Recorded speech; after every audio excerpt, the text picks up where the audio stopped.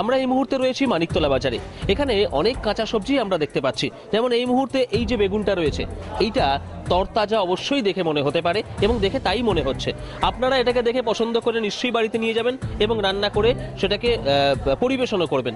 কিন্তু প্রশ্ন এখানেই উঠতে পারে, এই যে সবজিটা আপনারা দেখতে পাচ্ছেন, এই সবজি কি সত্যিই তাজা, নাকি এর মধ্যে রং দেওয়া রয়েছে এবং রং করে রঙের প্রলেপ দিয়ে এটাকে বাজারে বিক্রি করা হচ্ছে?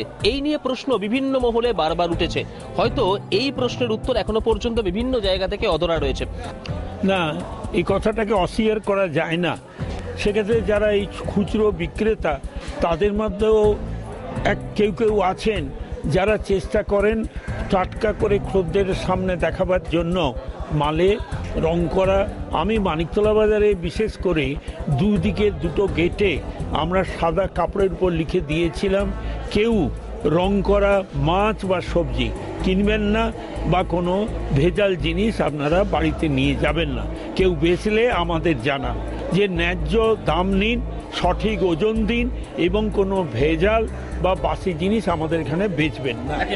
কিন্তু এই জায়গায় দাঁড়িয়ে একটা প্রশ্ন স্বাভাবিক কারণে উঠতে থাকে, দাদা আপনি তো নিশ্চয়ই নিজের ফসল ফলাচ্ছেন না, কোনো জায়গা থেকে কিনে আনছেন। তারা যদি আপনাকে বাধ্য করে এরকম সবজি কিনতে যাতে রং করা আছে কিংবা বিষাক্ত বিষের প্রলেপ লাগানো আছে, সেই জায়গায় আপনি কতটা সচেতনভাবে জিনিসপত্র কিনবেন? আমি দেখে শুনেই কিনি সবসময়। রং ছাড়া সেটা আমরা কিনি। রং ছাড়া মানে আমাদের চলবে না, আমাদের রং ছাড়াই মানে চলে। আমি যিনি ক্রেতা রয়েছেন তার কাছ থেকে জিজ্ঞাসা করব, আপনি যখন সবজি কেনেন কিংবা কিনতে আসেন বাজার থেকে, তখন কি কখনো এই সচেতন হয়ে কেনেন যে এগুলোতে হয়তো রং করা থাকতেও পারে? আমাদের মানিকতলা বাজারে একটা বিশ্বাস আছে, এখানে যা কমিটিরা আছে তারা এই কাজটা করতে দেবেন না। আমরা চোখ বুঝে চলে আসি মানিকতলা বাজারের ভেতরে। মানিকতলা বাজারের কথা নয়, অনেক অসাধু ব্যক্তি আছেন। ভালো মানুষের অভাব নেই, কিন্তু অসাধু ব্যক্তিরও অভাব নেই। তো সেই জায়গায় দাঁড়িয়ে আপনি কি নিজে সচেতন থাকেন?